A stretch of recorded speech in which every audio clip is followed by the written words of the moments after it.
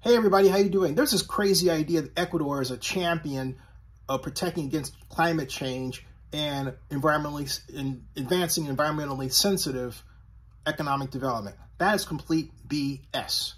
Because during the time that Stephen Donziger was advancing a $20 billion lawsuit against Chevron because he said Chevron caused pollution in the Amazon that in point of fact Ecuador caused, and is true, while he was advancing the argument around that attempt to collect 20 billion, at the same time,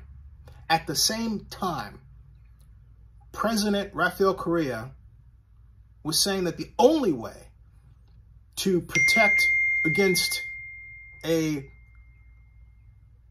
desire to drill on the Yatsini region within the Amazon was simply to pay him to not do it.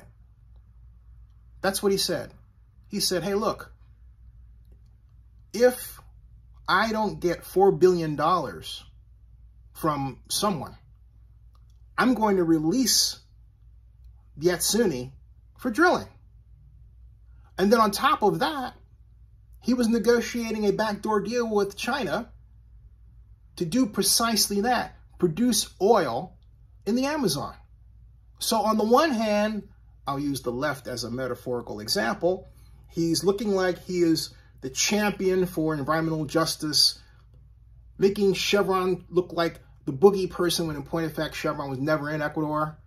But on the right, he's really looking like any other political big oil salesperson trying to sell his land to the highest oil industrial bidder, in this case from China. That's exactly what he was doing.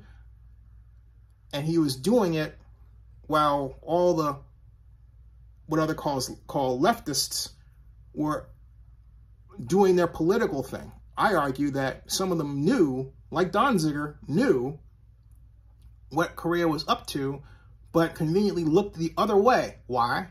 Because they wanted to get his backing for their lawsuit so they could, as Donziger said, collect billions from Chevron. That was what Donziger had said as far back as 2007. So the truth of the matter is this. Ecuador was never a champion of environmental justice. It never cared about climate change. It cared about getting money from its land, money that was given to them so that their land could be used for oil production. And that's exactly what happened. And it wasn't Chevron that did it.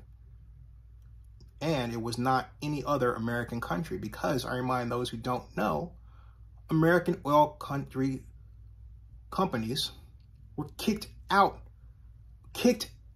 I repeat, kicked out of Ecuador, like Occidental Petroleum in 2007. And again, Chevron was never there. Who took their place? Chinese and oil organizations from other countries, including those within Latin America. Subscribe to Zenny62 and bookmark OaklandNewsNowBlog.com.